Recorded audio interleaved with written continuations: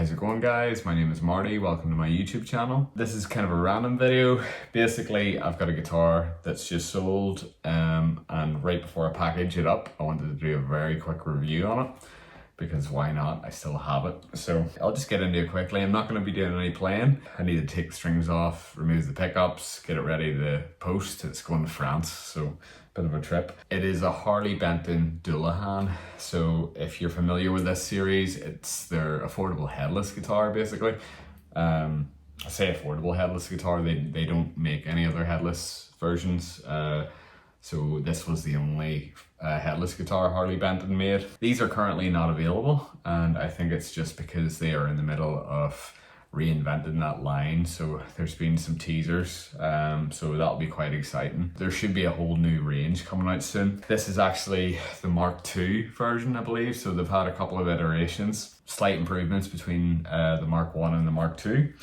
But this guy here is actually in shell pink, but it's kind of a terrible shell pink, to be honest with you. It looks more barely white than shell pink. In this room, I don't really have the best lighting to show this off, but that's what this color's meant to be. But even on my iPhone here, it's looking more matte white or something. It's barely pink. The great thing about these guitars is they have tons of spec rammed into them. Starting with the neck and the fingerboard, it's roasted maple for both of them. So I think it is two pieces. So it is a roasted maple neck and then a roasted maple fingerboard put on top of it.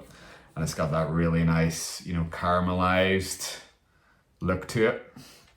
It's got stainless steel frets. Again, something that would only be available on guitars of a certain price point up until recent years. It's got quite a thick neck. It's not that thin, which is kind of surprising for an ergonomic guitar, but it's never bothered me because I really like Les Pauls, and generally I don't really get on with very thin necks. I would say this is a little thicker than a modern C, maybe, or it is a C shape, something like that. Either way, it's comfortable. It's got 24 frets. You can see the headless design, the lock and nut here. This isn't standard, so I've modified this guitar. Normally, it comes with the traditional 6 little triangles that you individually lock and tighten. Bit of a pain in the ass system, if I'm totally honest with you. I'll run through the modifications afterwards, but that's not stock. The nut is a higher quality nut as well. I don't know if it's Graphtec or something like that, or Tusk or something like. I think it might be Graphtec, but yeah, again, that's a component which usually wouldn't be on affordable guitars. The body is an ergonomic design, but still, very much Strat inspired. It's got this cool arch top. It's got lovely bevels on it to make the playing experience nicer, so you can see the tummy cut in the back there too. It's a really nice shape, they've done a good job with the shape of it. Quite light. The body, it feels like there's quite a bit of weight in the body, to be honest with you. It's probably heavier than your normal higher end headless guitar, but still very compact. What else will I talk about? I suppose the hardware. It looks like they use a brand called Apollo for the tuning machines and the bridge, and all in all, it's decent. The Mark II version of this guitar, they fixed some problems that the first version had. Before, I had issues with the first version of this guitar where you'd be tuning a string, or you'd be tuning one string and the machine head would be grinding against the nearest one, and it just wasn't a nice feeling. But generally, the hardware is pretty good. I do have concerns about headless hardware because you need to use an Allen key constantly, and they're small little screws and parts of metal that just always tarnish and start to fall apart the more you have to do it. So thankfully this guy is still going strong, but I think if I was using this constantly, these screws would need to be replaced because the metal's very soft on them. But hardware wise, it does the job. A bit of faff because you use Allen keys for every part of the process in this thing, but that's no different from any other headless guitar. This is Marty from the future. I've just removed the 2 pickups and all the electrics for the new owner. I just realized I forgot to mention the truss rod adjustment is at the heel of the neck, which is a real nice addition to a modern guitar. But this is what the Dullahan looks a little more stripped down. I'll maybe talk very quickly about the modifications. So as I mentioned before, this isn't a stock nut. I found out what nut they were putting on the new prototypes, and I like the idea of it better. So instead of having the 6 individual little triangles that you loosen and they can fall off, and it's just a pain in the ass, they're starting to use this Apollo nut. It's the same brand as far as I know, same brand as the hardware on the bridge. There's 2 screws that secure this to the guitar neck, and then all of the tightening bolts are in one big slab of metal. Hopefully you can see that. So nothing falls off, you know. You can loosen these screws as much as you want. The screws will fall out, but the nut won't. So much better design compared to the previous one, I think, and it does feel more substantial. All I will say is when I installed this myself, these screws that come with it are terrible.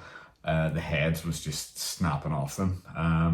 And it was just by chance I had spares. If you're buying one of the newer versions of these when they come out, this will already be installed, so you won't need to worry about that. But that's the one thing I would say, the screws they use are dreadful. They're just not built for any sort of twisting, really. Like the heads just came straight off. And as I say, I was lucky to have a spare. The other main upgrade, I swapped the stock pickups to a set of EMG Fat 55s, I believe they are. And it's worth saying the stock pickups actually sound fantastic. You know, I could have left them in this guitar and been very happy. Part of me wishes I did, because this was a bit of work. Doesn't really matter. The EMG Fat 55s, I really love the sound of them. They're kind of PAF inspired, maybe a little hotter. And I love the look, the zebra, you know, white and black. And I thought that fitted in with this eggshell, which, as I already discussed, is more white, matte white. I changed the pickup selector to the EMG solderless one to fit in with this guy. Normally the guitar would come with a volume and a tone setup. Me personally, I love just a volume pot on a guitar. So with this guy, I wanted to modify it. I got rid of the knobs and I got rid of the original volume and tone. With the EMG kit, you use the ones that are supplied with it that are also solderless. I don't really like using a tone knob, so I just removed that from the circuit. So I only have a volume knob, but then I placed it where the tone knob would be. And the reason for that is just for a lot of metal playing. It keeps the volume knob far away so I can't accidentally knock it. So I love that setup of only a volume knob and well out of the way so my playing doesn't get in the way of it. So that's why there's a hole there. If I could find, you know, something to block that, I would have, but I couldn't find anything. Oh, I also added shallow strap locks to it, so, you know, it's just a nice little modification. It means you can use one strap for multiple guitars. It just latches on, it's very safe. But yeah, that's about it. These guitars are fantastic, especially if you get them for the right price point. So I find this one in cash converters in the UK, and for anybody not familiar with cash converters, it's kind of like a pawn shop nearly in the UK. There's a big chain of them. So I got this for about £200 and, you know, obviously modified it. But for that price point, it's great. I think they maybe retailed for about $350, $400 maybe. So it'll be interesting what the new ones go for. Probably considerably more expensive, just with everything going on. But honestly, I highly recommend them. I have 2 others of these, so that's why, you know, I'm okay with this being sold. I basically told myself I would keep the ones that I think are better. But all the same, this was a practice guitar for me. It's very convenient, you know, the sizing, especially I'm in a messy room here and there's stuff everywhere, so it's quite compact for practice sessions, quite light. I think these would be perfect for gigging, just because they're so easy. You know, you could take 2 of them out with you.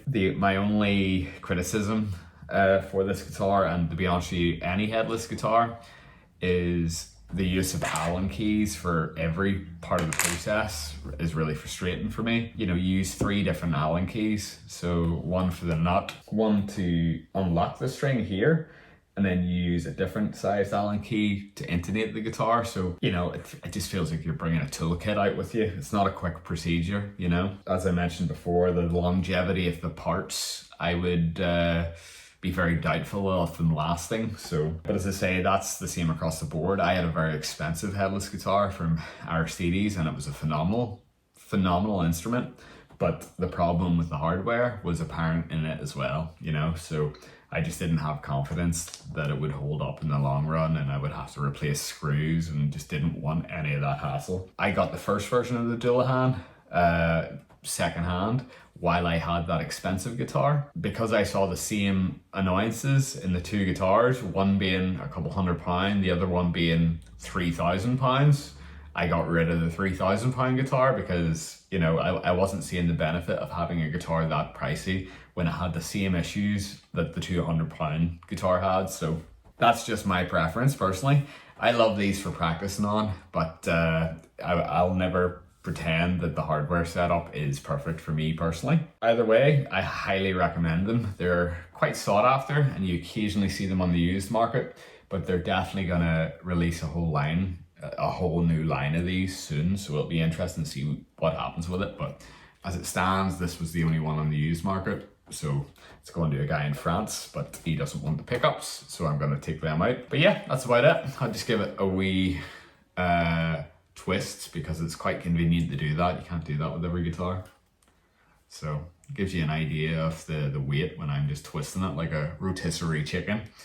But yeah, all in all, very solid guitar, especially for that price point, especially if you get it secondhand.